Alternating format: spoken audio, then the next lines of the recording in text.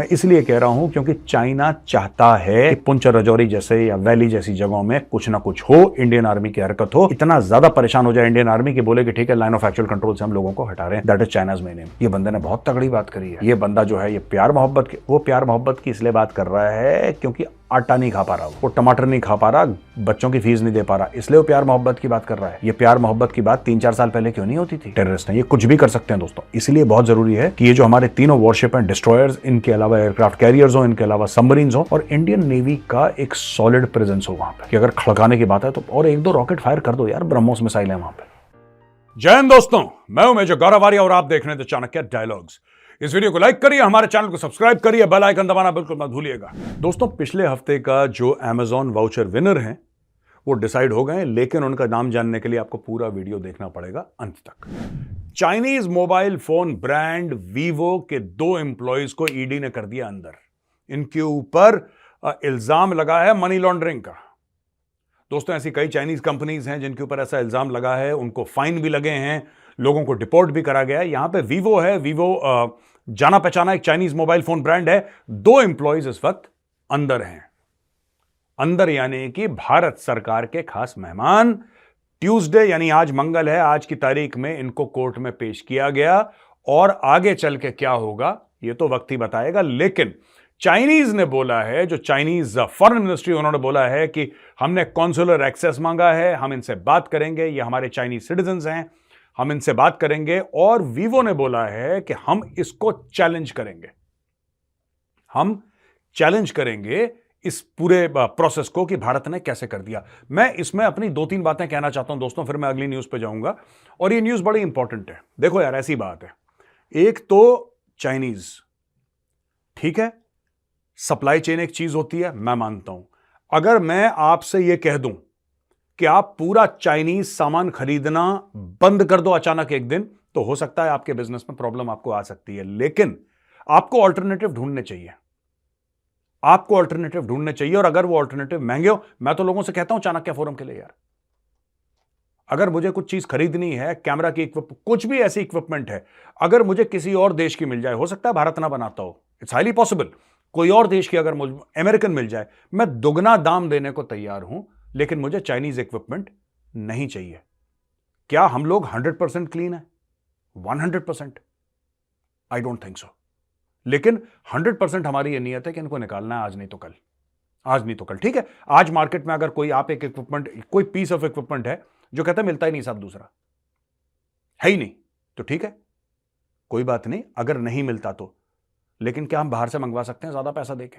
कुछ भी करो यार, एज फार एज पॉसिबल। मैं 100% नहीं कह रहा, पर अगर आप 90% पे भी पहुंच गए ना, बहुत अच्छी बात है। 90 हो गया तो 100 भी हो जाएगा। अब चाइनीज कंपनीज क्या करती हैं, उल्टी सीधी प्रैक्टिसेस उनकी इंडिया में हो रखी हैं, उल्टी सीधी प्रैक्टिसेस हैं, मनी लॉन्ड्रिंग, ये सब इनकी आदत है, इनका कल्चर ही ऐसी है चाइना का। मैं तो जा चुका हूं वहां पे, और मैं एक इंडियन कंपनी के लिए काम करता था, सिंगापुर बेस्ड कंपनी थी, मैं पोस्टेड इंडिया में था, और मैं चाइना कई बार जा चुका हूं, राइट। ये जो काम करते हैं ना, उनका काम करने का तरीका चाइनीज का बहुत अलग है, बहुत ज्यादा अलग है। ऐसी बात नहीं कि हमारे यहां करप्शन नहीं होता, लेकिन चाइना में मानते हैं कि हाँ ठीक है, करप्शन हो रहा है, ठीक है, इट्स नॉट बैड, एक हक मानते हैं। और उल्टी सीधी प्रैक्टिसेस करना यह चाइनीज कल्चर है, चाइनीज सिस्टम का हिस्सा है। अब दोस्तों, मैं आपको यह बात बता रहा हूं कि वीवो के 2 एम्प्लॉइज, ये वीवो के स्मार्टफोन, चाइनीज स्मार्टफोन जो है ना, ये आप लोग खरीदना बंद करो यार। और जो इंडिया के स्मार्टफोन मैन्युफैक्चरर्स हैं, मैं उनको कहना चाहता हूं यार, तुम लोग अच्छे अच्छे लेकर आओ ना यार, ये जो भी तुम्हारे मोबाइल फोन्स हैं, जो इंडियन ब्रांड्स हैं, जो इंडियन, यहां पे मैन्युफैक्चर करो। मेरे लायक कुछ सेवा हो, छोटी मोटी, मैं कोई बड़ा आदमी नहीं हूं, लेकिन अगर मैं आपके लिए कुछ कर सकूं, आप बताओ, फ्री ऑफ कॉस्ट मैं आपके लिए कर सकूंगा, तो मैं जरूर करूंगा। और मैं, मतलब पैसे की तो बात ही नहीं है, अगर आप इंडियन है तो फिर पैसे की बात नहीं है, right. I will do anything. आप अगर कोई इंडियन ब्रांड लॉन्च कर रहे हैं और आप चाहते हैं कि मैं यूज करूं, मेरे को ज्यादा फॉलोअर्स नहीं है, लोगों के तो 10-10, 15-15, 20-20 मिलियन होते हैं, हमारे सिर्फ 2 मिलियन प्लस हैं चाणक्य डायलॉग्स हिंदी में। लेकिन मैं चाणक्य डायलॉग्स हिंदी में, आप अगर इंडियन मोबाइल फोन मैन्युफैक्चरर हैं तो आप हुक्म करिए कि मेजर साहब आप हमारी ऐसे मदद करो, मैं आपसे 1 रुपए नहीं लूंगा। अगर इंडियन सामान है, अगर वो मेक इन इंडिया, चाइना से इंपोर्ट करके ठप्पा लगा के मत चूरन लगाना भाई। पर अगर आप भारत में बना रहे हैं, उससे भारतवासियों को नौकरी मिल रही है और उसके ऊपर मेड इन इंडिया लिखा है, तो मैं आपके लिए free advertisement, free word of mouth publicity खुद भी यूज करूंगा, लोगों को भी इंकरेज करूंगा, जो थोड़ा बहुत मैं कर सकता हूं मैं जरूर करूंगा। बहुत अच्छा हुआ ED, very good. Enforcement directorate, इन सबको कान से पकड़ के निकालो देश से, ये जितने भी चाइनीज हैं जो इन कंपनियों में काम कर रहे हैं, भारतवासी, मैं उनसे भी कह रहा हूं आप दूसरी नौकरियां ढूंढो भाई। Don't work for the enemy, आप मत करो, चाइनीज कंपनीज के लिए काम मत करो। जब आप देखिए, कुछ पुरानी हमारी डील्स हैं चाइनीज के साथ, कुछ हमारी अग्रीमेंट्स हैं, कुछ हमारी भी मजबूरियां हैं, कुछ हमारा इकोसिस्टम बन रहा है। अब मेक इन इंडिया के तहत तेजी से काम चल रहा है, कभी पहले ऐसे सोचा नहीं।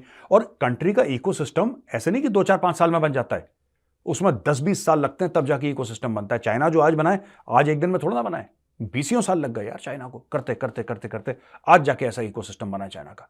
हमने भी शुरू करा, हमने लेट शुरू करा, लेकिन हमने शुरू कर दिया। अब हमें एक काम करना है छोटा सा यार, हमें यह काम करना है कि आप किसी भी देश का, आपको एप्पल का फोन खरीदना है एप्पल का खरीदो, सैमसंग का खरीदना है सैमसंग का खरीदो। यार सबसे पहले प्लीज मेरी रिक्वेस्ट है हाथ जोड़ के आप लोगों से, स्टॉप बाइंग चाइनीज फोन्स। बाकी चीजें बाद की बात है यार, एक एक करके। और मैं एक और चीज कहना चाहता हूं, क्योंकि ये वीवो की बात हुई है, मैं अमेजॉन और फ्लिपकार्ट से रिक्वेस्ट करना चाहता हूं, मैं बार बार से रिक्वेस्ट करता हूं यार, आप जब प्रोडक्ट स्पेसिफिकेशन पे आते हैं तब नीचे पता लगता है मेड इन चाइना। जहां पे प्रोडक्ट की फोटो है वहां पे कंट्री ऑफ जो मैन्युफैक्चरिंग है, जिस कंट्री में मैन्युफैक्चरिंग हुई है इसकी, या कंट्री ऑफ ओरिजिन तो नहीं कहूंगा, लेकिन कहां का ब्रांड है, ओन्ड बाय, उस कंट्री का फ्लैग लगाना चाहिए। अगर इंडियन है तो वहां पे इंडिया का फ्लैग लगाओ प्रोडक्ट फोटोग्राफ में, अगर चाइना है तो चाइना का फ्लैग लगाओ, अमेरिकन, फ्रेंच जो भी है वो लगाओ। अमेजॉन है, फ्लिपकार्ट है, हमें पता तो लगे। कई बार लोग, मेरे साथ एक बार हो चुका है यार, फिर मैंने दे दिया किसी को, वो आई लाइक्ड समथिंग, मुझे अच्छा लगा, मैंने ऑर्डर कर दिया, वो घर पे चीज आ गई, बाद में पता लगा मेड इन चाइना, फेंका मैंने उसको बाहर, मैं और किसी और को ले जाए, इसको नहीं चाहिए मुझे। लेकिन यार ये कम से कम हमें इंफॉर्मेशन तो होनी चाहिए, यहाँ पे इंफॉर्मेशन नहीं। तो मैं जो सरकार है, मैं सरकार से रिक्वेस्ट करूंगा कि अमेजॉन और फ्लिपकार्ट और ये सब ऑनलाइन जो चीजें हैं, इन सब को सामने फ्लैग लगाना चाहिए बोल्डली, कि कोई बंदा मिस ना कर पाए। नीचे कहीं लिखा है स्पेसिफिकेशन में, स्क्रॉल करके क्लिक करो फिर खुलता, फिर क्या फायदा यार। Support Indian goods, be Indian, buy Indian. And मैं कह रहा हूं अगर इंडियन नहीं है तो आप, जैसे सैमसंग है राइट, वो फोन है मेड इन इंडिया, बट जरूरी है कि जो ब्रांड है वो brand that should also be non Chinese. अब मैं जा रहा हूं made in India Apple phone खरीदना,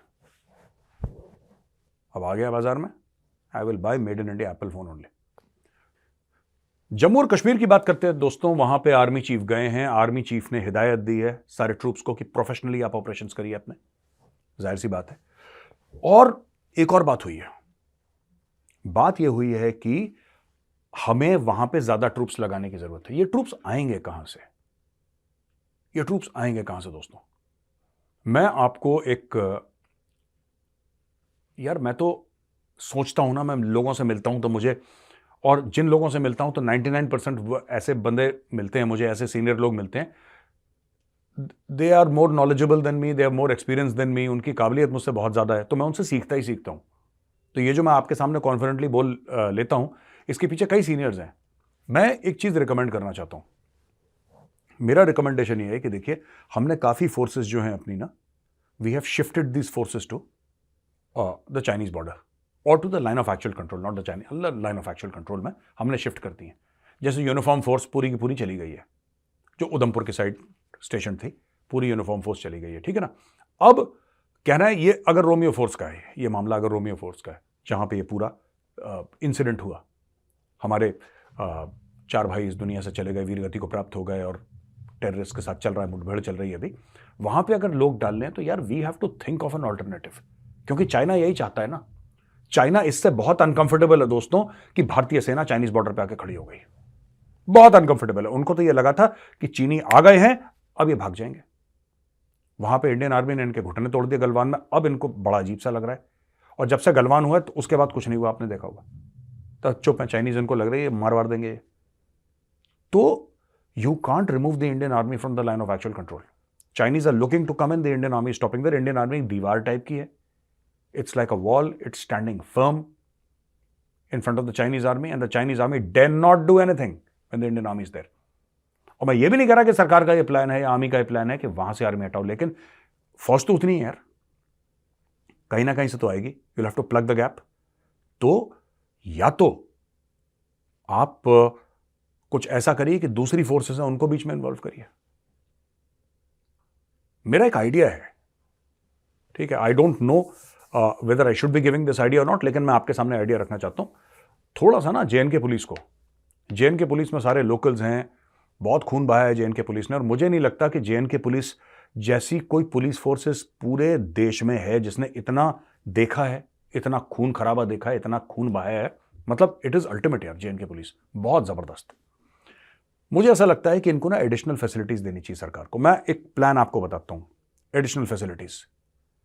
इनको एडिशनल फैसिलिटीज देके जेएनके पुलिस में मैसिव रिक्रूटमेंट हो, जो जैकलाई वाले या डोगरा वाले ये रेजिमेंट है ना जिसमें जितने भी अग्निवीर हैं ये यहां से निकल रहे हैं, राइट। और खास तौर से जम्मू और कश्मीर लाइट इन्फेंट्री के जो लोग, क्योंकि जम्मू और कश्मीर लाइट इन्फेंट्री में कश्मीरीज बहुत ज्यादा हैं, डोगरा में आपके जम्मू साइड के बहुत ज्यादा लोग हैं, ठीक है जी। आप ये जब 4 साल के बाद निकलेंगे ना, इनको आप बोलिए कि आप जेएनके पुलिस में जाओ, जेएनके पुलिस की भर्ती आप कम कर दीजिए, डायरेक्ट भर्ती, ये अग्निवीरों को जाने दीजिए वहां पे भर भर के। दूसरी चीज है कि provide them with good facilities. JNK police को आप अच्छी फैसिलिटीज दीजिए, अच्छा सेफ्टी। अब देखिए, जेएनके पुलिस वाला कोई नमाज पढ़ने जा रहा है, बीच में से टेररिस्ट ने गोली मार दी। आपने कभी सुना है कि कोई इंडियन आर्मी का बंदा जा रहा है, उसको पीछे से गोली मार दी किसी ने? हाँ, एनकाउंटर की बात अलग है। ये क्यों? क्योंकि इंडियन आर्मी वाले कंटोनमेंट में रहते हैं हम लोग, जेएनके पुलिस वाले खुले रहते हैं सामने यार, तो उनको अटैक करना बड़ा आसान है। आपको उनके लिए हाउसिंग सोसाइटीज बनानी पड़ेंगी, ये 1.5 साल में बन जाएंगी। आप उनको बोलिए हाउसिंग सोसाइटीज के अंदर सामने पूरा बार्ब्ड वायर वॉल बनी है, 15 फुट की वॉल है, कोई अंदर नहीं आ सकता, थिक वॉल्स, ब्लास्ट रेसिस्टेंट। आपको जितनी फैसिलिटी देनी है आप उनको दीजिए, और उनको बोलिए कि आप अपने एंटी टेररिज्म ऑपरेशंस करो। The SOG is well trained, I think the SOG should come to Delhi. I don't know if they are already coming और नॉट, मुझे नहीं पता इसका, please correct me if I am wrong.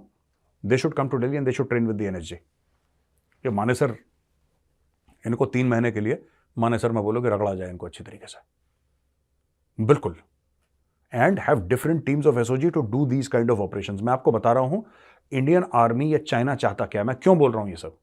मैं इसलिए कह रहा हूं क्योंकि चाइना चाहता है कि पुंछ रजौरी जैसे या वैली जैसी जगहों में कुछ ना कुछ हो, इंडियन आर्मी की हरकत हो, और इतना ज्यादा परेशान हो जाए इंडियन आर्मी कि बोले कि ठीक है, लाइन ऑफ एक्चुअल कंट्रोल से हम लोगों को हटा रहे हैं। That is China's main M.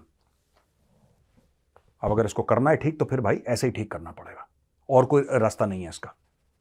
या तो फिर सरहद पार करो, पाकिस्तान को ठोको, पर फिर पाकिस्तान को फर्क ज्यादा नहीं पड़ेगा, क्योंकि पाकिस्तान कहेगा चीन से पैसे मिले, फिर चाइना पाकिस्तान को हरकत करेगा। तो ठोको पाकिस्तान को, that is the only remedy for this. दोस्तों, पाकिस्तान की जब हम बात करते हैं, पाकिस्तान में हर चीज महंगी हो रही है, और सेंसिटिव प्राइस इंडिकेटर यह बता रहा है कि 38.2% पे इस वक्त पाकिस्तान चल रहा है, जो इन्फ्लेशन है पाकिस्तान का। और हर चीज पाकिस्तान में, चाहे वो टमाटर हो, चाहे वो प्याज हो, चाहे वो खाने की चीजें हो, दूध हो, सबके दाम इतने ज्यादा बढ़ गए हैं कि आम आदमी की पहुंच से बाहर चले गए हैं। तो पाकिस्तान में 2 किस्म के लोग हैं, कुछ ऐसे लोग जिनके पास बहुत पैसा है, और कुछ ऐसे लोग ज्यादातर जिनके पास कुछ भी नहीं है खाने को। सरकार दखलंदाजी इसलिए नहीं करती इस मामले में क्योंकि सरकार उनकी ट्रेडिशनली नालायक रही है 76 साल से। पाकिस्तान में कोई ऐसा प्राइम मिनिस्टर नहीं हुआ जो कंट्रोल कर ले कोई चीज। उसके एक तो बस में नहीं है, दूसरा उसको करने नहीं दिया जाता, तीसरा यार फौज कहती है हमें जो करना है हम वो करेंगे, तुम कौन होते हो। तो पाकिस्तान में बड़ी मारामारी चल रही है दोस्तों। और इसमें ना क्या होती है कि इंसान की जो भूख होती है वो आदमी को उल्टे सीधे काम करवाती है, और ये पाकिस्तानी अब एक डेस्परेशन के स्टेज पे आ गए हैं। आज की तारीख में भी पाकिस्तान के पास कोई गेम प्लान नहीं है कि जो चीजें हैं, दूध इतना महंगा हो गया, आटा इतना महंगा हो गया। यार एक आम आदमी जो कमा रहा है, दिहाड़ी की नौकरी कर रहा है या दिहाड़ी की मजदूरी कर रहा है, वो किस तरीके से खिलाएगा अपने बच्चों को? स्कूल वूल चलो ठीक है, आपने अपने दिल को समझा लिया कि बच्चे स्कूल नहीं जाएंगे, आपने दिल को समझा लिया, आपने बोला कि ठीक है यार दवाइयाँ ववाइयाँ भी हम सस्ती ले लेंगे, ठीक है कोई बात नहीं। यार खाना तो खाएगा दिन में 2 बार आदमी, अगर 3 बार नहीं खाएगा 2 बार तो खाएगा, 1 बार तो खाएगा, कुछ तो करेगा वो आदमी। अच्छा, उसका स्कोप ही नहीं छोड़ा पाकिस्तानियों ने। दोस्तों, पाकिस्तान में ईयर ऑन ईयर 58 से लेकर 137% चीजों के दाम बढ़ रहे हैं हर साल। यानी कि एक चीज जो 2023 में 100 रुपए की थी, 2024 में वो हो सकता है कि 200 रुपए की हो, 100 से 200 बढ़ जाए, 200 से 400 हो जाए। ये पाकिस्तान के आंकड़े दिखा रहे हैं और ये कितना खतरनाक है। लेकिन अभी भी पाकिस्तानियों का अकल नहीं आती यार, अभी भी वो इसी में जिहाद कर देंगे, जिहाद कर देंगे। तो मुझे लगता है कहीं ना कहीं भगवान ठीक ही कर रहा है यार, इनके साथ ठीक ही कर रहा है। क्योंकि यार जब भूख लगेगी तो फिर जिहाद का भी मन से ख्याल इनके जाएगा। क्योंकि अभी भी आप देखिए पाकिस्तानी यूट्यूब, आप देखिए जिहाद करेंगे जी, जिहाद करेंगे, जिहाद करेंगे, हमें जिहाद करना है। इनके दिमाग में इतना जहर डाल दिया, इतना जहर डाल दिया। और जहर से याद आया कि शहबाज शरीफ कहता है कि जहर खाने के पैसे नहीं है, लेकिन फिर भी जहर उगलते हैं पाकिस्तानी। जिहाद कर देंगे जी, जिहाद कर देंगे, करो जिहाद। मैं तो कहता हूं कि और 500 रुपए किलो टमाटर हो जाए जिस दिन, मजा आ जाएगा पाकिस्तान में। 1000 रुपए लीटर तेल, 500 रुपए टमाटर 1 किलो का, 1000 रुपए किलो आटा, ऐसा कर दो पाकिस्तान में कि मजा आ जाए बिल्कुल। बिकॉज ये लोग नहीं सुधरने वाले। अब देखो पाकिस्तान में क्या है ना, ड्रामा चल रहा दोस्तों। अब जब ये देख रहे हैं कि पाकिस्तान कमजोर है, अब ये देख रहे हैं कि पाकिस्तान में अब वो बात नहीं रह गई। पहले जंग की बात करते थे, अभी भी जिहाद की बात करते हैं, काफी पाकिस्तानी करते हैं। लेकिन कुछ पाकिस्तानी खास तौर से जो यूट्यूब पे हैं या ये सब हैं, अब वो लोग पता क्या बातें कर रहे हैं, वो कहते हैं यार कि इंडिया के साथ बातचीत हो जाए, इंडिया के साथ प्यार मोहब्बत की बातें हो जाए। तो आप लोग जो यूट्यूब में नीचे कमेंट्स में पढ़ता हूं, बड़ा अप्रिशिएट करते हो ना कि ये बंदे ने बड़ी अच्छी बात करी है, ये बंदे ने बहुत तगड़ी बात करी है, ये बंदा जो है ये प्यार मोहब्बत की, वो प्यार मोहब्बत की इसलिए बात कर रहा है क्योंकि आटा नहीं खा पा रहा, वो टमाटर नहीं खा पा रहा, बच्चों की फीस नहीं दे पा रहा, इसलिए वो प्यार मोहब्बत की बात कर रहा है। ये प्यार मोहब्बत की बात 3-4 साल पहले क्यों नहीं होती थी? ये प्यार मोहब्बत की बात अभी तक क्यों नहीं हुई? अगर प्यार मोहब्बत ही थी तो इतनी जंगें क्यों हुई? आप समझ रहे हैं मेरी बात? ये जब पाकिस्तानी जमीन पे गिर जाता है, घुटनों पे आ जाता है, तब वो मोहब्बत की बात करता है, तब वो अमन की आशा की बात करता है। भारत के साथ ट्रेड होनी चाहिए, भारत के साथ ट्रेड होनी चाहिए कि नहीं होनी चाहिए, होनी चाहिए कि नहीं होनी चाहिए? बंद किसने करी थी? इमरान खान ने, भारत ने तो नहीं बंद करी। तो पाकिस्तान में माइक लेके पूछना ट्रेड होनी चाहिए कि नहीं होनी चाहिए? ओ बाबा, ट्रेड होनी चाहिए तो तुम्हारे ऊपर है ना। नहीं, अब तो तुम्हारे ऊपर नहीं है, एक जमाना था तुम्हारे ऊपर थी, अब तुम्हारे ऊपर नहीं है। तुम चाहोगे भी फिर भी नहीं करेंगे, चाहोगे फिर नहीं करेंगे हम। मेरा ये कहने का मतलब है यार कि पाकिस्तान को, ये जो पाकिस्तान से आपको अच्छे अच्छे सुर सुनाई देते हैं, प्लीज डोंट ट्रस्ट। ये मजबूरी के सुर हैं। जिस दिन पाकिस्तानियों की जेब में 2 रुपए आ गए ना, फिर से जहाद करेंगे, जहाद करेंगे, फिर शुरू हो जाएंगे ये। दोस्तों एक और खबर है कि इंडिया के 2 शिप्स थे वहां पे, अपने पूरे मेडिटेरेनियन में घूम रहे थे, इजराइल में जहां पे प्रॉब्लम चल रही है वहां पे ना, मैंने आपको बताया था INS कोची और INS कोलकाता बताया था। अब भारत का तीसरा शिप वहां पे पहुंच गया है, INS मोरमुगाओ वहां पे पहुंच गया है। इसके अलावा सर्विलेंस के एयरक्राफ्ट वहां पे चल रहे हैं। इंडियन नेवी का प्रेजेंस धीरे धीरे धीरे धीरे वहां पे दोस्तों बढ़ रहा है। मुझे ऐसा लगता है कि और शिप्स जाएंगे। इंडिया को वहां पे सबमरीन भी डिप्लॉय करनी चाहिए, और एक आता अगर एयरक्राफ्ट कैरियर हो तो स्वाद ही आ जाए। ये जरूरी है, क्योंकि इंडियन शिप्स वहां से जाते हैं। और ये मत भूलिएगा बात, हाइफा पोर्ट वहीं पे है, हाइफा पोर्ट वहीं पे है, और इंडिया की पोर्ट है। ठीक है, गौतम अडानी ने लिया, लेकिन इंडिया इस्तेमाल कर रहा है उसको। उस पोर्ट के अंदर इंडियंस हैं, और ये लोग कुछ भी कर सकते हैं। हाउथी रिबेल्स, ये सब टेररिस्ट हैं, ये कुछ भी कर सकते हैं दोस्तों। इसलिए बहुत जरूरी है कि ये जो हमारे तीनों वॉरशिप हैं, डिस्ट्रॉयर्स, इनके अलावा एयरक्राफ्ट कैरियर्स हो, इनके अलावा सबमरीन्स हो, और इंडियन नेवी का एक सॉलिड प्रेजेंस हो वहां पे, कि अगर खड़काने की बात है तो। और 1-2 रॉकेट फायर कर दो यार, ब्रह्मोस मिसाइल है वहां पे। कोची, INS कोची की तो ब्रह्मोस, मैं गया था INS कोची पे, उसके अंदर पड़ी है ब्रह्मोस मिसाइल फर्स्ट क्लास। वहां पे कप्तान साहब, वहां पे कैप्टन साहब हैं जो उसके हुक्म देंगे, निकलेंगे ब्रह्मोस 8-10।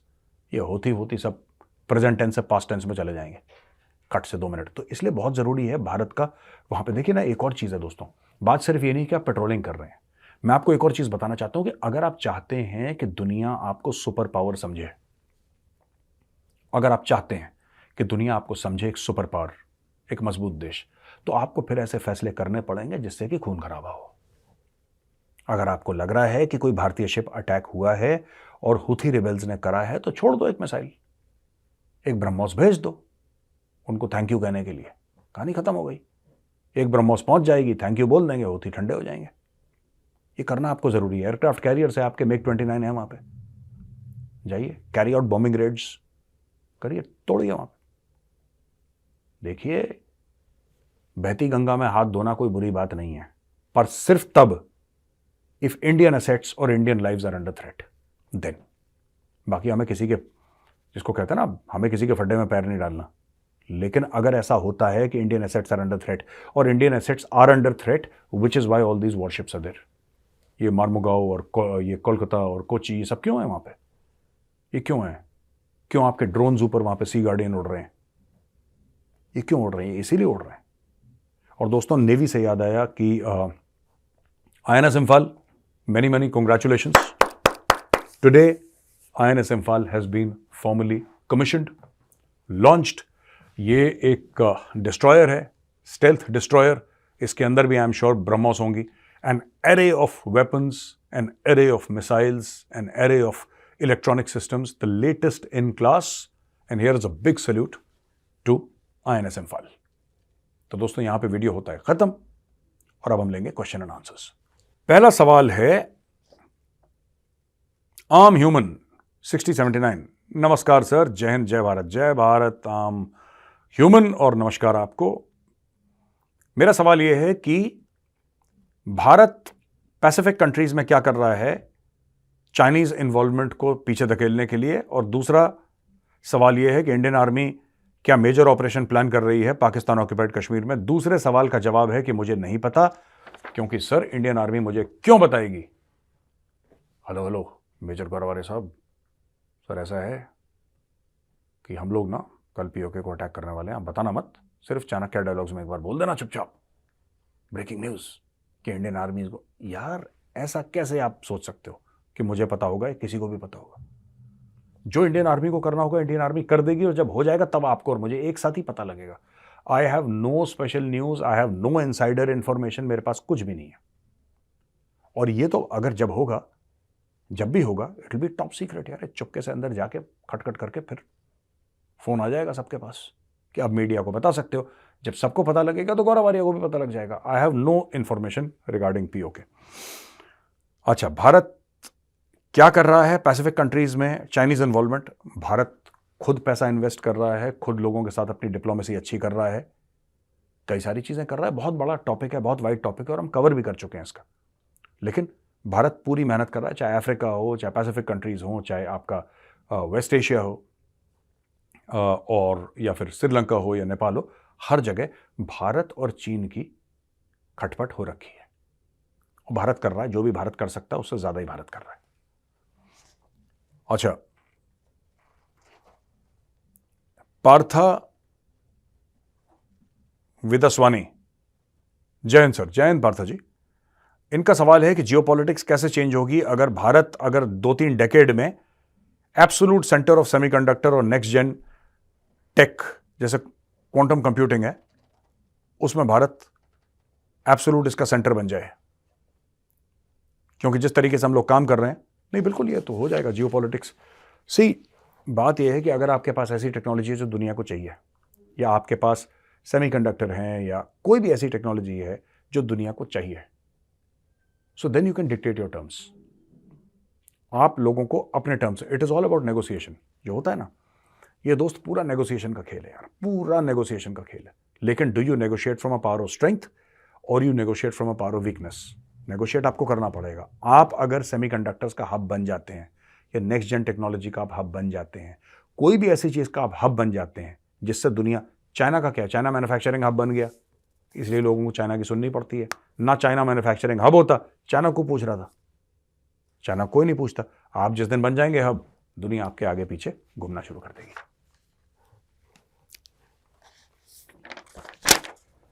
तीसरा सवाल है कि ये स्पेत्सनाज 69420, वाह दोस्तों, स्पेत्सनाज इज रशियन स्पेशल फोर्सेस, तो उन्होंने स्पेत्सनाज नाम अपना दे रखा है।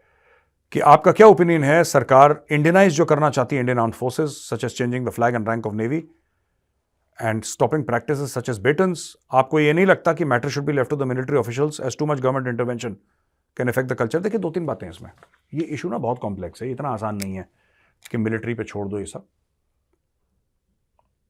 मिलिट्री पे तो छोड़ ही देना चाहिए, ये बात तो आपकी सही है, this I agree with. But the fact of the matter is कि मुझे भी लगता है कि यार ये, जैसे कि कई लोग इंडिया में ये कहते हैं ना कि औरंगजेब रोड नहीं होनी चाहिए, औरंगजेब ने हमारे ऊपर अत्याचार किया था, या किसी इन्वेडर के नाम पे रोड या कोई बिल्डिंग नहीं होनी चाहिए क्योंकि उसने हमारे साथ गलत करा। तो यार अगर औरंगजेब ने हमारे साथ गलत करा तो अंग्रेजों ने मालपुए खिलाए थे हमें? मुझे लॉजिक समझ में नहीं आ रहा। इन्वेडर तो अंग्रेज भी थे ना। अगर मोहम्मद बिन कासिम इन्वेडर था तो अंग्रेज इन्वेडर नहीं थे। अंग्रेजों ने भी तो इन्वेजन करा। हमें आज़ादी मिली किससे मिली? अंग्रेजों से मिली ना 1947 में।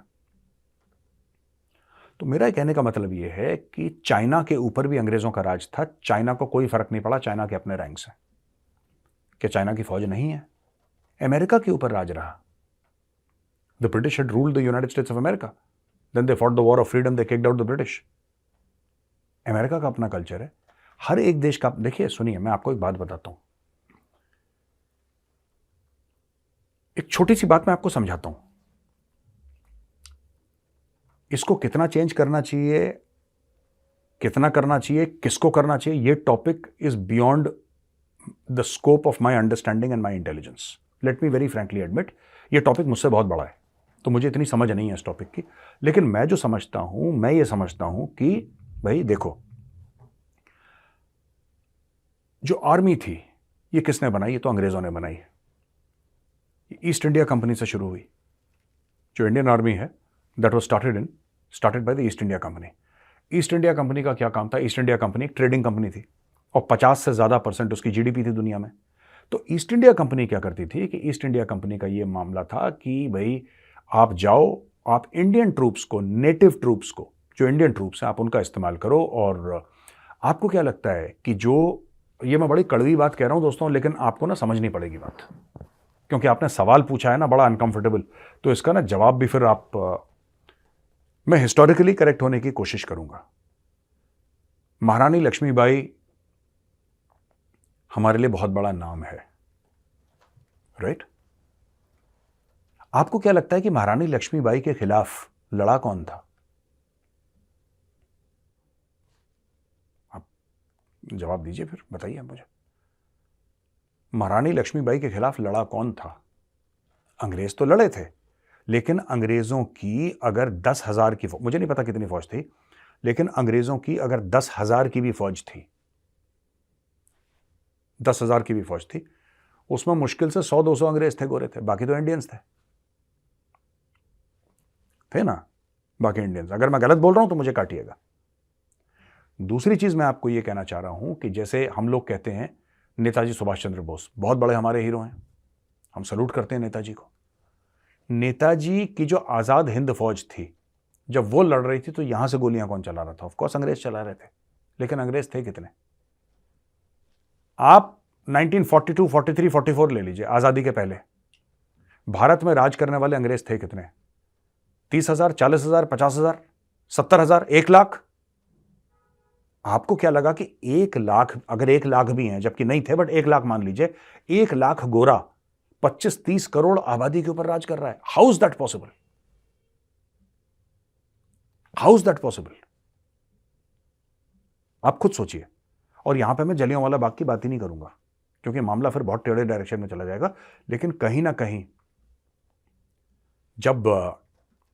जब ईस्ट इंडिया कंपनी को हटा दिया गया, जो फर्स्ट वॉर ऑफ इंडिपेंडेंस हुआ था, स्वतंत्रता की जो पहली लड़ाई हुई थी 1857 की, मंगल पांडे वाली, तो फिर क्या हुआ कि उसके ऊपर क्राउन आ गई यहां पे, और फिर यह बन गई ब्रिटिश इंडियन आर्मी। 1947 में इस फौज का विभाजन हो गया और पाकिस्तान आर्मी और इंडियन आर्मी दो अलग हिस्से हो गए ब्रिटिश इंडियन आर्मी के। तो आपको ट्रेडिशंस और कस्टम्स बहुत जरूरी हैं, इससे लोग मोटिवेट होते हैं, राइट? लोग मोटिवेट होते हैं ट्रेडिशंस और कस्टम से। तो ये जब हम चेंज करेंगे, ये जब भी हम चेंज करेंगे, तो we have to be very careful कि इससे मोरल पे क्या असर पड़ेगा। सही है ना बात, कि मोरल पे क्या असर पड़ेगा? लेकिन हमें यह भी सोचना है कि और भी देश थे जिनके ऊपर अंग्रेजों ने राज करा। चाइना है, अमेरिका है, सबके ऊपर राज करा। वो क्या कर रहे हैं? हमें भी धीरे धीरे, मैं ये नहीं कह रहा कि सबको चेंज कर दीजिए, बिकॉज फौज चलती ट्रेडिशन पे यार। आप फौज से ट्रेडिशन निकाल दोगे, कस्टम्स निकाल दोगे, इथॉस निकाल दोगे, फौज रहेगी नहीं। लेकिन इसमें भी बैलेंस ढूंढने की जरूरत है। इससे ज्यादा मैं बोलूंगा नहीं यार, कंट्रोवर्शियल हो जाएगा फिर, ठीक है। So I want to avoid all this, ठीक है ना। Anyway, thank you very much दोस्तों। अब वो वक्त आ गया जब मैं आपको बताऊं कि Amazon का 1000 रुपीज का वाउचर किसने जीता है। ये देखिए, 22 दिसंबर को अक्षय भगत 7862, अक्षय भगत जी ने लिखा था, हेलो मेजर साहब, जय Hind, I am a regular viewer Chanakya dialogues and my question is, what if Pakistan offers drone bases to USA, and what is the impact of this on Afghanistan-Pakistan relations, and also impact on Iran and impact on India? So इस question को best question select करा गया है और इनको मिलता है 1000 का Amazon का गिफ्ट वाउचर। आपसे रिक्वेस्ट है अक्षय भगत जी कि आप जाइए, नीचे डिस्क्रिप्शन में लिंक है, लिंक को दबाइए, वहां पे एक फॉर्म है, फॉर्म को भरिए, फॉर्म हमें ईमेल करिए और 48 घंटे के अंदर आपके इनबॉक्स में आएगा 1000 रुपए का Amazon का वाउचर। दोस्तों, ये वीडियो देखने के लिए बहुत बहुत धन्यवाद। इस वीडियो को लाइक करिए, हमारे चैनल को सब्सक्राइब करिए, बेल आइकन दबाना बिल्कुल मत भूलिएगा। जय हिंद, वंदे मातरम, भारत माता की जय।